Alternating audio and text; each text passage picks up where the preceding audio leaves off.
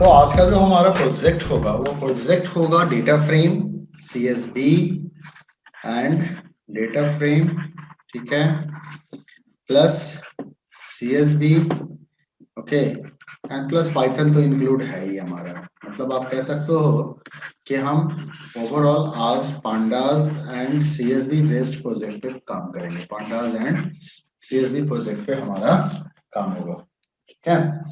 तो और यहाँ पे आज हम एक सिंपल सा प्रोजेक्ट आपको बताऊंगा, जिस प्रोजेक्ट में हम बेसिक ऑपरेशंस को देखेंगे। और प्रोजेक्ट की टॉपिक है, आज का जो टॉपिक है वो है पेशेंट मैनेजमेंट। मतलब पेशेंट्स को हम कैसे, एक पेशेंट्स के इंफॉर्मेशन को मैनेज करना है। जैसा कि मैंने कल के प्रोजेक्ट में भी आपको बताया था एम्प्लॉय मैनेजमेंट में, कि एक्चुअली हम करते क्या है, हम एक रिकॉर्ड्स को मेंटेन करने की फैसिलिटी देते हैं। मतलब एक ऐसा प्रोग्रामिंग करना है, एक ऐसा प्रोग्राम डेवलप करना है जिसमें आप रिकॉर्ड को स्टोर कर सके। वो रिकॉर्ड आपके किसी ना किसी फाइल में जाके स्टोर हो। फाइल में स्टोर करने का एडवांटेज क्या मिलेगा, any time retrieval, any time access allowed हो गया, एनी टाइम आप ऐसे एक्सेस कर सकते हो।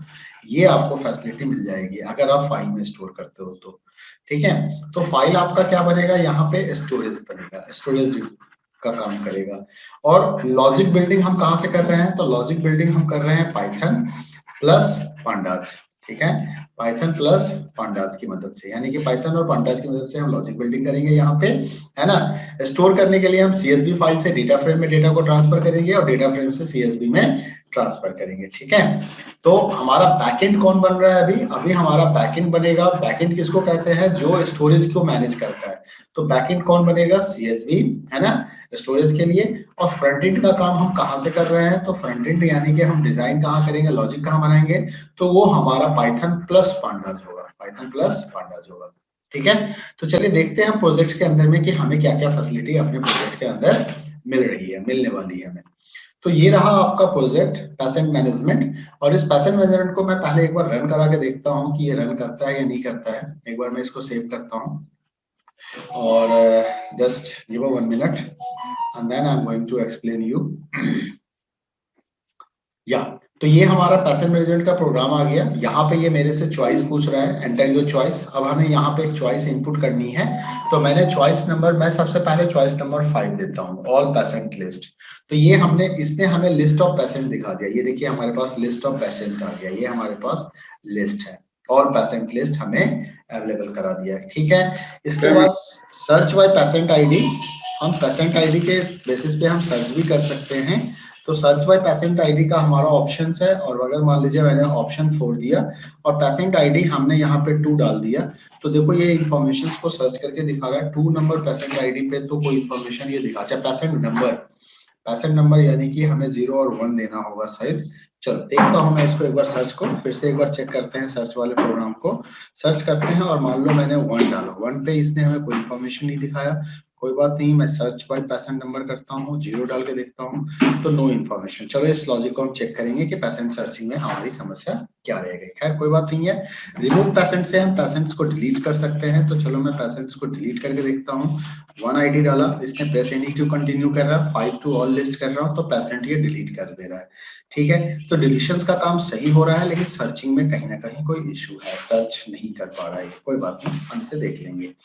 रिमूव क्लाइंट हमने कर दिया। अपडेट पेशेंट डिटेल से हम अपडेट भी कर सकते हैं, ये हमें अपडेशन का इंफॉर्मेशन, जैसे देखो मैं अगर अपडेट प्रेस एनी की टू कंटिन्यू है, मैं प्रेस कर रहा हूं, ऑप्शन नंबर 2 डालता हूं, ये मुझे अपडेट का ऑप्शन दे रहा है। Enter patient ID to update, मैंने पेशेंट आईडी, हमारे पास अब एक ही रिकॉर्ड है, मैंने 2 डाला, इसने हमसे डिटेल्स पूछा। तो यहाँ पे हम पेशेंट आईडी अपडेट नहीं करेंगे, यहाँ पे सिर्फ हम डिटेल्स अपडेट कर रहे हैं। तो मैंने नाम दे दिया अंजीब सिंह, इसने एज पूछा, मैंने एज दे दिया 38, ठीक है। इसने वेट पूछा, वेट मैंने 85 केजी दे दिया। इसने जेंडर पूछा, जेंडर मैंने मेल दे दिया। इसने एड्रेस पूछा, एड्रेस मैंने MSG लिख दिया, ठीक है। इसने फोन नंबर पूछा, मैंने 9541 फोन नंबर डाल दिया। डिजीज पूछा, नो डिजीज, कोई डिजीज नहीं है मुझे, मैं क्यों बीमार बनूं, ठीक है। तो updated successfully, press any two continue. अब मैं 5 ऑप्शंस पे आता हूँ, ये देखो इसने मेरे सारे डिटेल को अपडेट कर दिया, आप देख सकते हो डिटेल अपडेट हो रहा है। उसके बाद न्यू पेशेंट रजिस्ट्रेशन का ऑप्शन आता है। अब मैं ऑप्शन नंबर 1 लेता हूं, ऑप्शन नंबर 1 से मैं न्यू पेशेंट रजिस्ट्रेशन करता हूं। इसने पेशेंट आईडी मेरे से पूछा कि एक पेशेंट आईडी डाल दिया, मैंने पेशेंट आईडी 1 डालता हूं क्योंकि 2 को तो मैं 1 मैंने ऑलरेडी डिलीट कर रखा है, 2 पेशेंट आईडी एग्जिस्ट कर रहा है। अब मैं यहाँ पे नेम डालूंगा, नेम में मैं यहाँ पे नाम डाल देता हूँ शान, ठीक है, शान का नाम डाला मैंने, एज डाल दिया 17 इयर्स, ओके, वेट डाल देता हूँ 64 kg, okay, gender male, address DELHI Delhi, phone number 98989898, ठीक है, डिजीज नो प्रॉब्लम, कोई प्रॉब्लम नहीं है इसको, ठीक है। तो मैंने इस तरह से इंफॉर्मेशन डाला। अब मैं देखता हूँ ये अपडेट इनवैलिड चॉइस का ऑप्शन आ गया। अब इनवैलिड चॉइस क्या आया, अब मुझे ये भी चेक करना पड़ेगा। तो शान का इंफॉर्मेशन ऐड हो गया, लेकिन सेकंड रिकॉर्ड्स हमारा अपडेट नहीं हो रहा है, वो कहीं ना कहीं कुछ प्रॉब्लम है, डिलीट हो गया वो रिकॉर्ड। तो अब इसे चेक करना पड़ेगा एक बार कि कहीं ना कहीं कोई इशू है इसमें।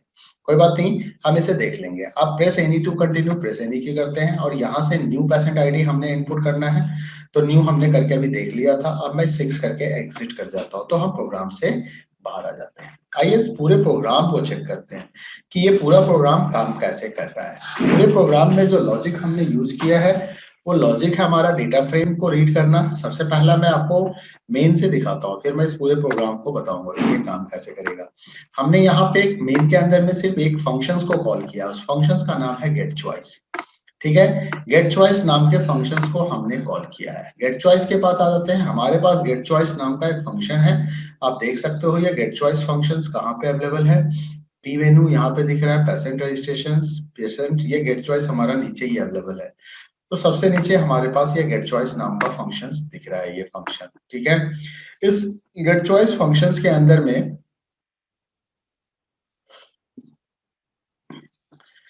ये MySQL बेस्ड प्रोजेक्ट नहीं है, ये data frame CSV based project है। MySQL बेस्ड प्रोजेक्ट मैंने पीछे बता दिया था आप लोगों को। आज जो मैं बता रहा हूँ वो डेटा फ्रेम और CSV बेस्ड प्रोजेक्ट है, ओके। तो अब मैं गेट चॉइस की बात कर रहा हूँ। तो गेट चॉइस के अंदर में हमने क्या किया कि इनफाइनाइट लूप लगा दिया, व्हाइल ट्रू। यहाँ से मैंने पी मेनू को कॉल किया। ये पी मेनू क्या है, तो ऊपर आके चेक करते हैं। यहाँ पे देखो ये हमारा पी मेनू है। पी मेनू यानी कि पेशेंट मेनू। तो क्या क्या हमारे पेशेंट्स मेनू हैं, वो मेनू ऑप्शंस हमने यहाँ पे डिजाइन किया है। देखो पेशेंट मेनू का ऑप्शंस कहाँ पे हमने डिजाइन किया, वो हमने यहाँ पे डिजाइन किया है। इसको मैं कस्टमाइज भी कर सकता हूँ। तो देखो मैंने इसको कस्टमाइज करता हूँ, मैं इसमें से एक ट्री हटा के और इसको अच्छे से, ये देखो ये मैं इसे डेकोरेट कर देता हूँ, ठीक है। तो दिस इज द डेकोरेशन, आप इस तरीके से डेकोरेट कर सकते हो। तो ये हमने पेशेंट मेनू पी मेनू बना दिया, जिसके थ्रू हम मेनू ऑप्शंस ही सिर्फ आपको दिखा रहे हैं। ये अलग अलग ऑप्शंस है, यहाँ से आप इसे चेंज कर सकते हो, न्यू, अपडेट, रिमूव, सर्च, ठीक है, all patient list and exit, इतना ही ऑप्शन हमने दिया है, सिंपल।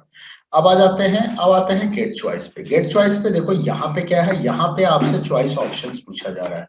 तो ये मैंने चॉइस ऑप्शन दे दिया, योर चॉइस। मैंने कहा भाई एंटर योर चॉइस। क्या कहा मैंने यहाँ पे, enter your choice, enter your choice. तो चॉइस मैं आपसे इनपुट करवा रहा हूँ। अगर आपने CH1, अच्छा ये देखो ये इनपुट सिंपल इनपुट यूज किया गया है। तो कोई भी चीज आप इनपुट करोगे तो वो स्ट्रिंग के फॉर्म में इनपुट होगा। इसलिए यहाँ पे क्या लिखा हुआ है, if CH equal to 1 patient registration, if CH equal to 2 patient updation, CH equal to 3 patient deletion, CH4 patient searching, पैसे। अच्छा ये सर्च बाय नेम है, यहाँ पे मुझे सर्च बाय आईडी करनी है। क्या करनी है, सर्च बाय आईडी करनी है। वहां पे सर्च बाय नेम हो रहा था, ठीक है। अभी देख लेते हैं। उसके बाद हमारा, हम अलग अलग ऑप्शन भी दे सकते हैं यहाँ पे पेशेंट सर्चिंग में। अभी मैं इसमें एक अलग से मेनू बना के दिखाऊंगा कि हम आईडी और बाय नेम सर्च कर सकते हैं या नहीं कर सकते हैं। लिस्ट ऑफ पेशेंट्स, यहाँ पे डिस्प्ले पेशेंट आ गया। कैर 6 यानी कि ऑप्शन 6 है तो ब्रेक, और अदरवाइज आपको क्या ऑप्शन मिलेगा, इनवैलिड। एट लास्ट हमने यहाँ पे क्या रखा है, इनपुट ऑप्शन दे दिया है, इनपुट लगा दिया है प्रेस एनी की। प्रेस एनी की के जगह पे मैं यहाँ पे लिखना चाहूंगा प्रेस एंटर की। एंटर की मतलब एनी की दबाने की जरूरत नहीं है, एंटर की दबाना है to continue, press enter key to continue, ठीक है।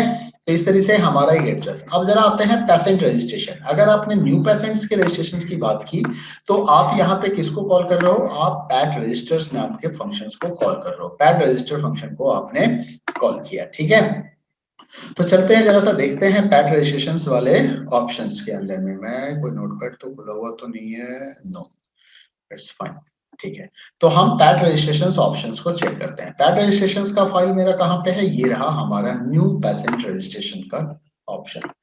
पैसेंट रजिस्ट्रेशन, टाइप रजिस्ट्रेशन मतलब पैसेंट रजिस्ट्रेशन। अब इसमें देखो मैंने क्या किया है, मैंने यहाँ पे एक CSV फाइल को ओपन किया है। मैं आपको वो CSV फाइल भी ओपन करके दिखा देता हूँ, वो CSV फाइल को खोल के दिखाता हूँ, वो CSV फाइल कहाँ पे है। ये मैंने यहाँ पे पैसेंट CSV नाम का एक न्यू नाम का फाइल बना रखा है। मैं इसको ओपन विद नोटपैड करता हूँ, यहाँ से मैं ये सारे इंफॉर्मेशन को डिलीट कर देता हूँ। मैंने सारा इंफॉर्मेशन यहाँ पे डिलीट कर दिया, एक ब्लैंक फाइल बना दिया, ठीक है, एक हमारे पास ब्लैंक फाइल बना दिया। मैं इसको सेव कर देता हूँ, ये चलो कंट्रोल Z करके इसको सेव कर देता हूँ। ये हमारा पैसेंट न्यू नाम का एक फाइल है, जिस फाइल के अंदर, और ये CSV फोल्डर के अंदर रखा हुआ है। कहाँ पे रखा हुआ है? ये CSV फाइल नाम के फोल्डर के अंदर रखा हुआ है, ठीक है। तो मैं इसी फाइल को, patient new dot CSV file को CSV बोल रहा हूँ। यहाँ पे इंडेक्स कॉलम मैंने क्या दे दिया? 0 दे दिया, ठीक है। इंडेक्स कॉलम हमारा 0 पोजीशंस का है। 0 पोजीशन पे जो कॉलम होगा वही हमारा इंडेक्स कॉलम काउंट किया जाएगा। यहाँ पे RNO is equal to length of patient DF कर दिया मैंने, रो नंबर। RNO का मतलब क्या हो गया? ये रो नंबर हो गया, okay. Length of patient DF मतलब उसमें कितने डाटा हैं उसके हिसाब से।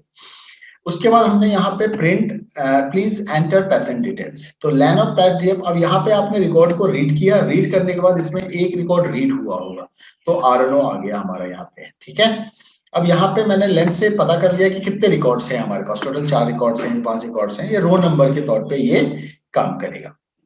उसके बाद यहाँ पे लिखा हुआ है please enter patient details, PID। अब हमने यहाँ पे इनपुट पैसेंट ID करवाया। अब यहाँ पे मैं सर्च कर रहा हूँ पैसेंट को, चेक करने के लिए कि क्या इस नाम का कोई ID एग्जिस्ट तो नहीं कर रहा है। अगर इस नाम का कोई ID एग्जिस्ट कर रहा है तो हमारा डुप्लीकेट ID का मैसेज आ जाएगा। अगर नहीं एग्जिस्ट कर रहा है तो ब्रेक कर दो, मतलब कि इसने सर्च पैसेंट बाय ID क्या करता है। अब जरा मैं इस फंक्शन को देखूं, सर्च पैसेंट बाय ID, तो इसको जरा ढूंढते हैं, सर्च पैसेंट बाय ID। ये फंक्शन नीचे लिखा हुआ है, सर्च पैसेंट बाय ID। यहाँ पे मैंने एक ID सप्लाई किया, जो आपने नंबर दिया था पैसेंट ID के तौर पे।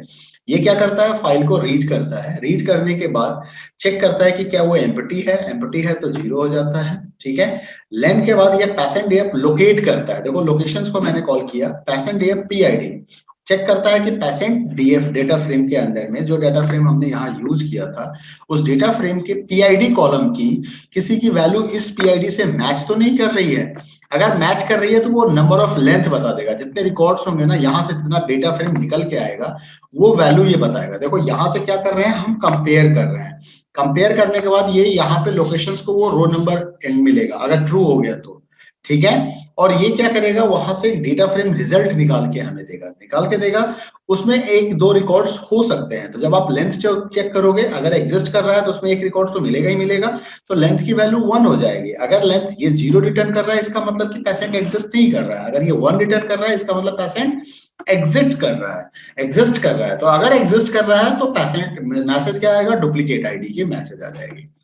नहीं है तो यहाँ पे क्या करना है, इनपुट डालना है यहाँ पे, ठीक है। यहाँ पे इनपुट डालने के बाद नेम 1, ठीक है। और यहाँ पे एक चीज और हमें चेक करना था, रो नंबर ये हमारा इंडेक्स 0 हो गया, चलो ठीक है। ये मुझे लग रहा है इसके कारण ही प्रॉब्लम आई है, और इसको चेक कर लेंगे। खैर, इनपुट यहाँ पे मैंने इनपुट नेम कहा, एज कहा, वेट कहा, जेंडर कहा, एड्रेस, फोन, डिजीज, और ये हमने इंफॉर्मेशन को ऐड करना चाहिए। एक काम मैं करता हूँ, मैं उस रिकॉर्ड्स को डिलीट कर देता हूँ, उसके अंदर जो रिकॉर्ड्स अवेलेबल हैं। मैं इसको, एक मिनट, इसको बंद कीजिए, यहाँ से एडिट विथ करते हैं और इसको मैं डिलीट कर देता हूँ, ठीक है। या इसको मैं 0 कर देता हूँ, डिलीट नहीं करता हूँ, 0 कर देता हूँ। मुझे अब समझ में आ रहा है इसकी टेक्निकल इश्यूज कहाँ पे थी। खैर चलो, अब यहाँ पे रो नंबर से क्या करेगा, नया रो जनरेट करेगा, PID, name, age, weight, gender, address, phone number. अब यहाँ पे patient DF dot to CSV। अब देखो ये क्या कर रहा है, यहाँ पे पहले तो हमने डेटा फ्रेम के अंदर जाके क्या किया, रिकॉर्ड को राइट किया, इंफॉर्मेशंस को राइट किया। इंफॉर्मेशंस क्या राइट किया, तो ये सारे हमारे एक लिस्ट इंफॉर्मेशन है जिसको कि हम डेटा फ्रेम में ऐड कर रहे हैं। देखो जब आप कोई नया रो नंबर बताओगे, जब भी आप कोई नया रो नंबर बताओगे, तो उस रो नंबर से क्या होगा, इसमें रिकॉर्ड ऐड होगा, उस रो नंबर से रिकॉर्ड इसमें ऐड होगा। वो न्यू रो नंबर होना चाहिए, पहले से एग्जिस्ट नहीं होना चाहिए। अगर पहले से एग्जिस्ट होगा तो अपडेट हो जाएगा, पहले से एग्जिस्ट होगा तो अपडेट हो जाएगा, ठीक है। अदरवाइज क्या करेगा, उसमें राइट करेगा, न्यू रिकॉर्ड को ऐड करेगा। मैंने इसी लॉजिक को यूज किया है। आप चाहें तो इस रो नंबर के बजाय PID कमांड से भी आप जो इंडेक्स नंबर हम जनरेट कर रहे हैं, रो इंडेक्स जनरेट कर रहे हैं, वो हम PID भी बना सकते हैं। उसको हम PID भी रख सकते हैं। तो ये थोड़ा सा अच्छा हो जाएगा उस केस में जब आपके रिकॉर्ड्स डिलीट हो गए हैं ना, तो जहां पे ये प्रॉब्लम आ रही थी, ये प्रॉब्लम शॉर्ट आउट हो जाएगा। तो रो नंबर के बजाय हम यहाँ पे PID कर देते हैं। क्या कर देते हैं? PID कर देते हैं। ठीक है, टोटल नंबर ऑफ रो से हमारा रो पता कर चल जाएगा और हमें कुछ नहीं करना है। लेंथ ऑफ हम टोटल नंबर ऑफ रो पता कर सकते हैं कितने रिकॉर्ड्स अवेलेबल है। मैं यहाँ पे PID करके एक बार चेक करना चाहता हूँ। ठीक, चलो अब हम यहाँ पे क्या कर रहे हैं, चलो यहाँ पे हमने डेटा को राइट किया, इसको मैं बाद में देखूंगा, पहले मैं रो नंबर पे ही काम करके दिखाता हूँ आपको। अच्छा, यहाँ पे देखो राइट मोड में हमने फाइल को क्रिएट किया। ये हमारा मोड क्या है? राइट मोड में हमने फाइल को ओपन किया और इसमें नया डाटा फाइल को, नए इंफॉर्मेशन को हमने कंप्लीट डेटा फ्रेम के अंदर जो भी इंफॉर्मेशन है वो कंप्लीट डेटा फ्रेम को हमने यहाँ पे क्या किया? राइट कर दिया, कंप्लीट डेटा फ्रेम। ठीक है, तो एंटायर डेटा फ्रेम फाइल में क्या होगा? राइट हो जाएगा। तो एंटायर फाइल जो है वो हमारा ओवर राइट करेगा, पूरी की पूरी फाइल हमारी ओवर राइट करेगी। एक बार अब मैं इसको रन कराता हूँ। रन करा के मैं सिर्फ रिकॉर्ड्स को ऐड करना चाहता हूँ। तो मैंने रिकॉर्ड नंबर 1 दिया, अभी मैंने PID कर दिया है, ध्यान रखिएगा। पेशेंट ID मैंने यहाँ पे डाला 12, ठीक है।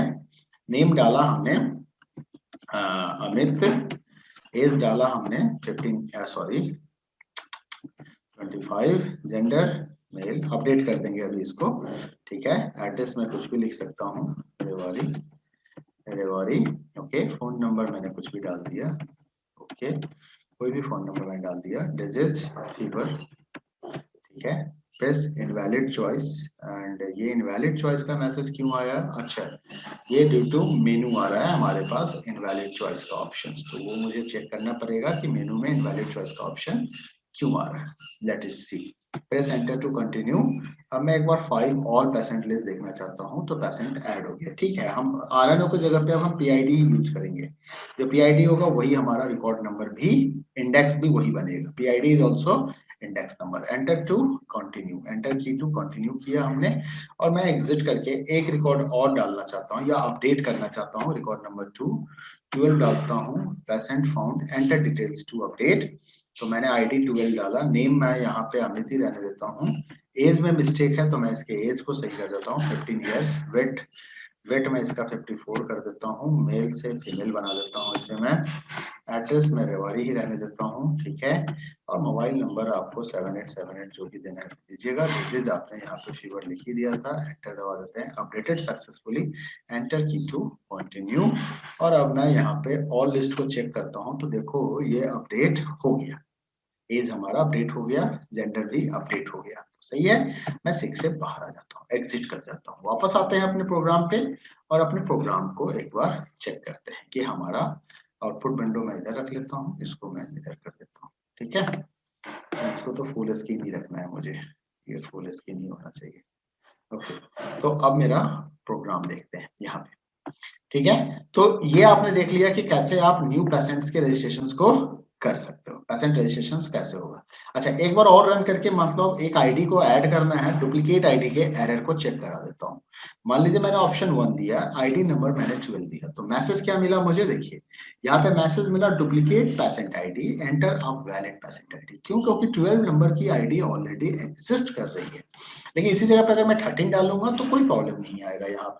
यहाँ पे मान लीजिए मैंने समीर लिख दिया, ठीक है। एज मैंने दे दिया 18 साल, वेट मैंने दे दिया 75 kg, जेंडर मैंने दे दिया मेल, ओके। एड्रेस दे दिया मैंने सरिता विहार, ठीक है। एंड फोन नंबर मैंने दे दिया 78968, कुछ भी डाल देता हूँ। डिजीज में डाल देता हूँ नो इश्यू, ठीक है। एंड यहाँ पे क्या आ रहा है? Invalid choice. ये मुझे चेक करना है एक बार, ये ऑप्शंस का कोई प्रॉब्लम है, अभी चेक कर ही लेता हूँ पहले इसको। 5 से मैं एग्जिट कर जाता हूँ, तो देखो एक रिकॉर्ड हमारा यहाँ पे ऐड हो गया। Press enter key to continue, continue करके बाहर आ जाता हूँ। 6 से मैं प्रोग्राम से बाहर आ जाता हूँ। आते हैं एक बार कोड को चेक करते हैं। ये जब भी मैं इनपुट करता हूँ तो ये इनवैलिड चॉइस का मैसेज क्यों आता है पेशेंट रजिस्ट्रेशन में? तो आइए जरा सा हम चलते हैं यहाँ पे। इनवैलिड चॉइस हमें कहाँ से दिखाई दे रहा है? ये दिख रहा है हमें इस जगह से, ये एल्स वाले पार्ट से हमें इनवैलिड चॉइस ये दिखा रहा है।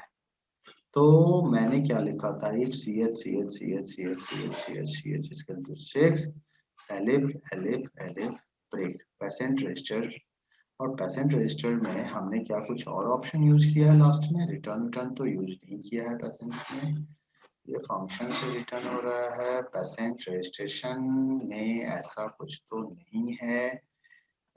इफ एल्स पेशेंट रजिस्ट्रेशन में ब्रेक डुप्लीकेट हो गया, वाइल है, ये ब्रेक है, और यहाँ पे हमने सिंपल राइट किया है पेशेंट्स में, तो ठीक है।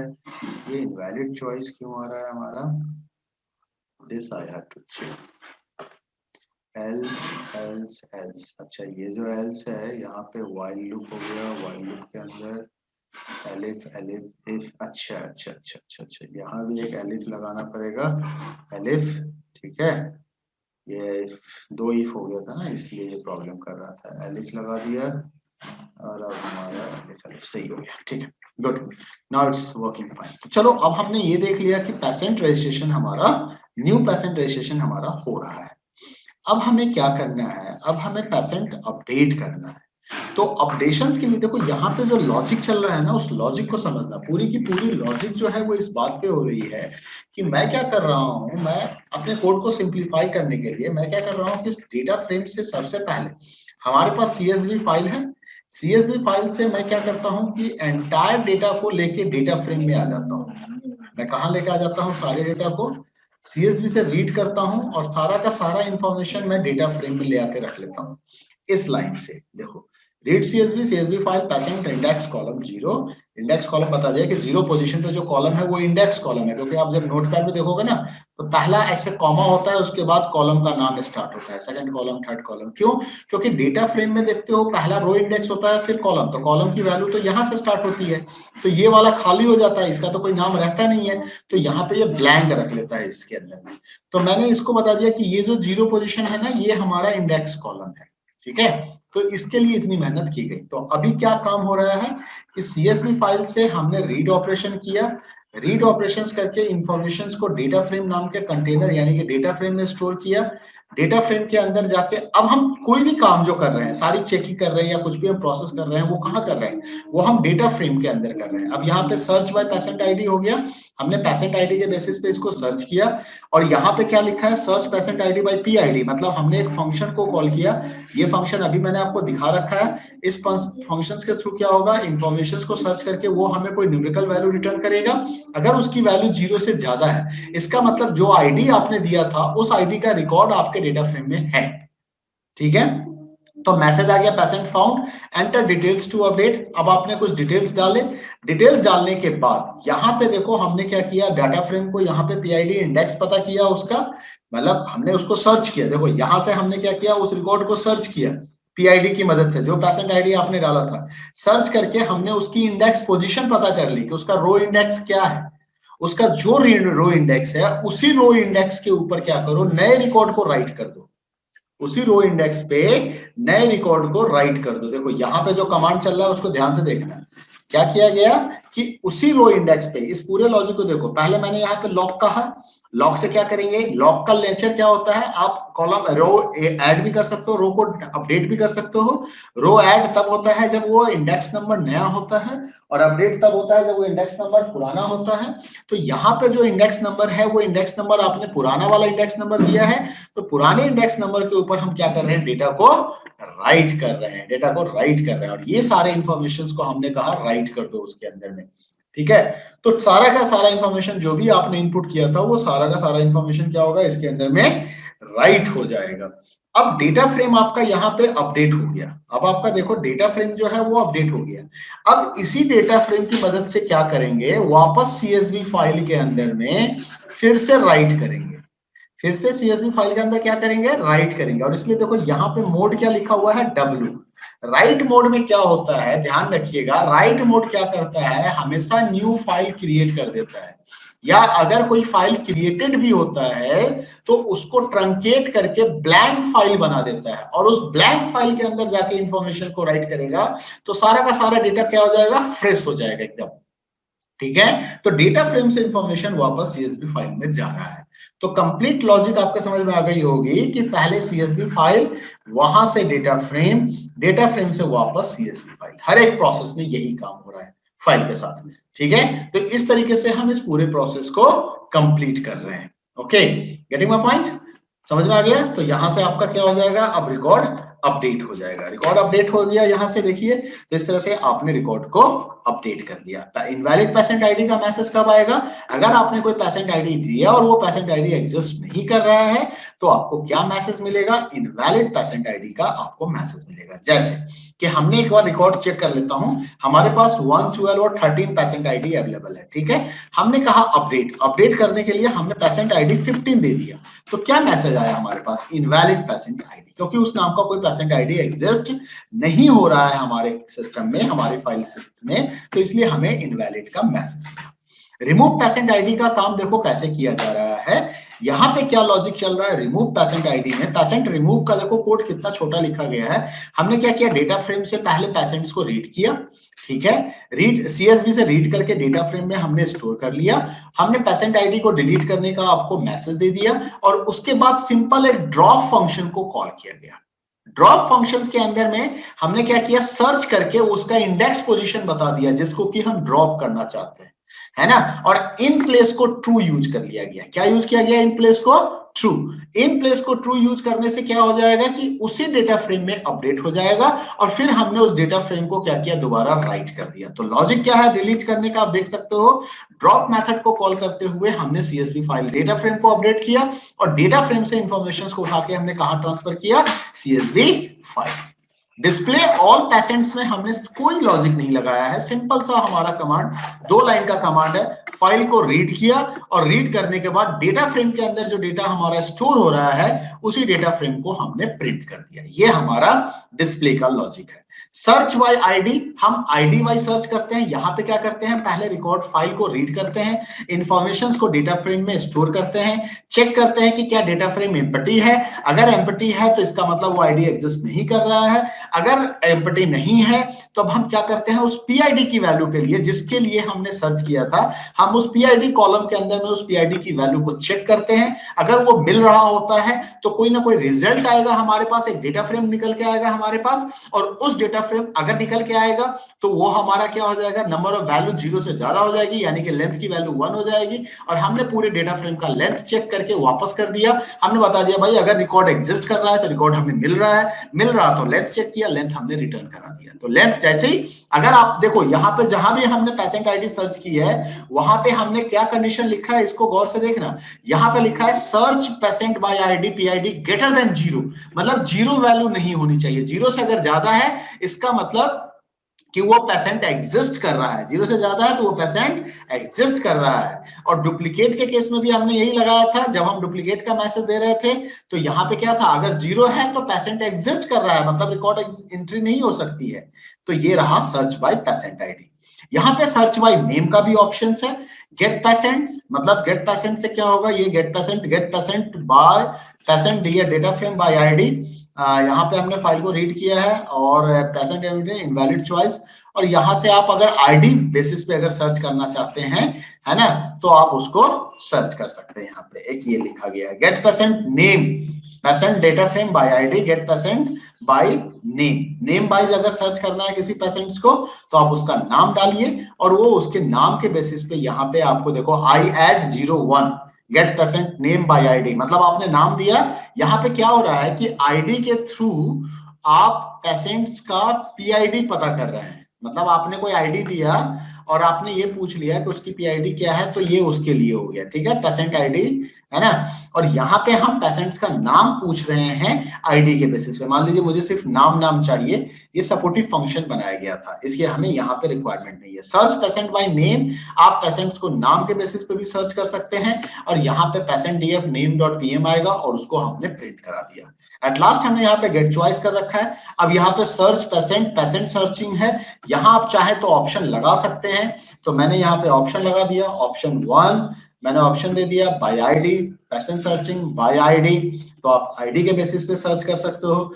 यहाँ पे मैंने प्रिंट करके लगा दिया सेकंड बाय नेम, है ना, सेकंड ऑप्शन दे दिया मैंने बाय नेम, तो अब नेम के बेसिस पे सर्च कर सकते हो। अब यहाँ पे मैं वैल्यू इनपुट करवा लेता हूँ कि क्या वैल्यू है आपका, ठीक है। तो मैंने यहाँ पे बोला अगर आप आईडी के बेसिस पे सर्च कर रहे हो तो आपसे आईडी इनपुट करवाएंगे, है ना। तो यहाँ पे मैंने चॉइस पूछा, इनपुट करवा लेता हूँ CH विश या चॉइस कुछ भी ले लेता हूँ, CH ले लेता हूँ और यहाँ पे लिख देता हूँ इनपुट, ठीक है, इनपुट, और यहाँ कह देता हूँ enter choice, enter your search criteria, search criteria. तो आपने सर्च क्राइटेरिया डाला कि भाई आईडी के बेसिस पे सर्च करोगे या नेम के बेसिस पे सर्च करोगे, है ना। तो आपने यहाँ पे जो भी डाला, अब उसको मैं चेक कर लेता हूँ कि अगर CH इक्वल टू 1 है तो क्या होगा, सर्च बाय आईडी होगा। तो मैं आपसे आईडी इनपुट करवाऊंगा, यहाँ पे मैं लिख देता हूँ TID, टेम्पोररी आईडी में इनपुट करवा रहा हूँ, तो इसको मैं इंट करता हूँ, इंट इनपुट, ठीक है, और यहाँ पे कह देता हूँ एंटर पेशेंट आईडी, PID। आपने पेशेंट आईडी डाला, ठीक है, पेशेंट आईडी डाला तो उसको अब हम सर्च करेंगे, तो यहाँ पे हम क्या लिख देंगे, सर्च बाय पेशेंट आईडी। ये हो गया सर्च बाय पेशेंट आईडी, और यहाँ पे मैं क्या करूंगा, TID पास कर दूंगा, ठीक है। और उसके बाद मैंने यहाँ पे लिखा है else elif CH equal to 2, मैंने ऑप्शन 2 दे दिया। तो 2 में मैं यहाँ पे अब T नेम मांग रहा हूँ, टेम्पोररी नेम मांग रहा हूँ आपसे, मैंने कह दिया इनपुट एंटर नेम,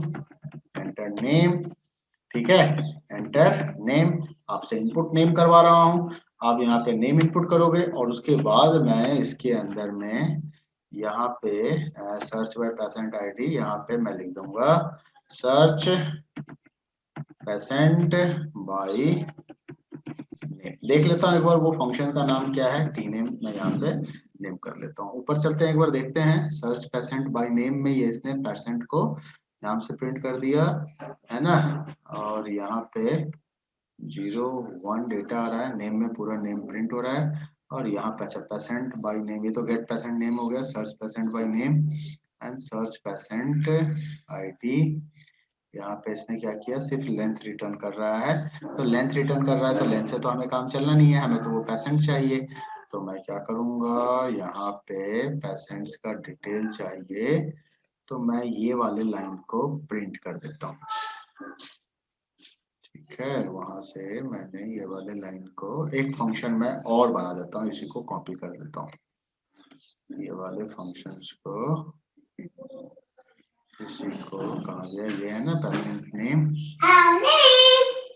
यहाँ से सर्च पेशेंट बाय नेम, और इसी को मैं कॉपी कर देता हूँ यहाँ पे, and search patient bye ID print कर देता हूँ, ठीक है। तो ये क्या करेगा, प्रिंट कर देगा, और यहाँ पे नाम वाम लेने की जरूरत, नाम, अच्छा नाम यहीं पे आईडी पूछ लेता हूँ, ठीक है, यहीं पे मैं आईडी TID पूछ लेता हूँ, और यहाँ पे मैं TID, और यहाँ पे तो लिख दूंगा PID, और यहाँ पे कर दूंगा TID, ठीक है, और यहाँ पे पेशेंट आईडी कर देता हूँ, और वहां से जो हमने इनपुट की व्यवस्था की थी ना, उसको मैं हटा देता हूँ, मैं फंक्शन में ही कर दिया हूँ, तो इसकी अब हमें रिक्वायरमेंट नहीं है। इसको भी कमेंट बनाओ, इसको भी कमेंट बनाओ, और यहाँ पे सीधा फंक्शंस को कॉल करो, कोई नाम वाम आर्गुमेंट देने की जरूरत नहीं है। और इसको चेक कर लेते हैं, एक बार पहले नेम को सर्च करते हैं और फिर उसको देखते हैं, तो रन कराते हैं, पहले रन करते हैं, चेक करते हैं हमारा सर्चिंग काम करेगा या नहीं करेगा, एक बार देख लें। पहले तो मैं ऑल रिकॉर्ड्स देख लूं, शान, अमित और समीर, 3 नाम है हमारे पास, ठीक है। अब मैं आता हूँ 4th ऑप्शन पे, इसने चॉइस मांगा बाय नेम, मैं पहले बाय नेम देता हूँ, इसने नेम पूछा, नेम में मैंने अमित डाल दिया, तो अमित का इंफॉर्मेशन आ गया, तो बाय नेम तो हमारा काम कर गया।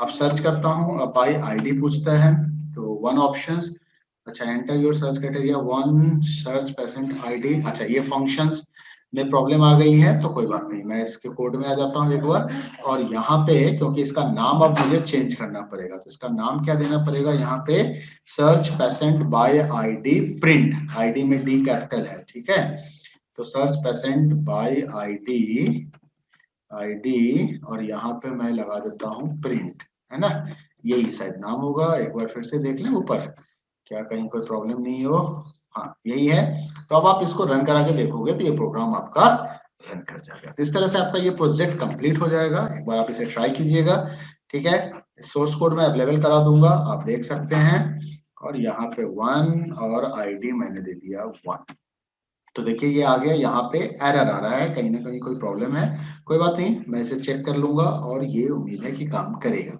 मुझे लगता है उसे इंटीजर में कन्वर्ट करने की रिक्वायरमेंट है, तब शायद वो काम कर जाएगा। 1 मिनट, ओके।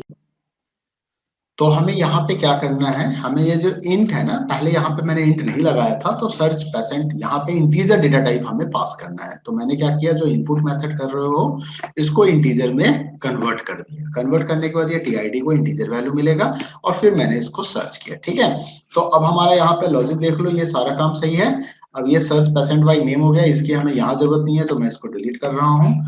तो सिंपली इसी को रखूंगा। अच्छा, आप गैप अगर चाहते हो तो थोड़ा सा गैप दे सकते हो आउटपुट में, सो दैट आपको आउटपुट विजिबल रहे, नहीं तो सारी चीज एक साथ ही आ जाते हैं, मैसेज भी और आउटपुट भी, वो सारा चीज। तो आप यहाँ पे प्रिंट लगा दो, एक दो प्रिंट लगा के, है ना, 2-3 प्रिंट आप दे सकते हो इस तरीके से, तो गैप भी दे सकते हो। ठीक है, तो अब मैं आपको दिखाता हूँ कि आउटपुट आ रहा है कि नहीं आ रहा, और प्रॉपर तरीके से प्रिंट, डेटा फ्रेम में डेटा आ चुका है, तो आप उसको चाहो तो दूसरे तरीके से भी प्रिंट करा सकते हो। जैसे रन करता हूँ यहाँ पे, तो अब देखो मैंने यहाँ पे रन किया, सर्च का ऑप्शन दिया, यहाँ पे इनपुट किया मैंने 4, सर्च पेशेंट बाय आईडी के लिए, और ऑप्शन नंबर 1 दिया बाय आईडी, और आईडी मैंने डाल दिया 13। तो 13 नंबर पे हमारे पास कौन है, समीर का इन्फॉर्मेशन है। देखो समीर का इन्फॉर्मेशन आ गया। तो अब इस तरीके से आप इसे सर्च करके देख सकते हो, और अगर ऑल रिकॉर्ड्स देखना है तो ऑल रिकॉर्ड्स देख लो। तो नाउ यू अंडरस्टैंड कि हमें कैसे इनपुट करना है। अगर मान लीजिए कोई नया रिकॉर्ड आपको ऐड करना है तो आप फिर से ऐड कर सकते हैं। तो कंप्लीट प्रोग्राम इस तरीके से आप बना सकते हैं। ठीक है, तो उम्मीद करता हूं कि आपको ये समझ में आया होगा कि आप डेटा फ्रेम सीएसवी के मिक्स करके दोनों को मिला के आप कैसे अपना प्रोजेक्ट तैयार कर सकते हैं। Thank you. अगर कोई प्रॉब्लम हो तो कमेंट कीजिएगा, I will try to give provide you code, मैं ये कोड भी आपको प्रोवाइड कर दूंगा। Okay, thank you, bye bye.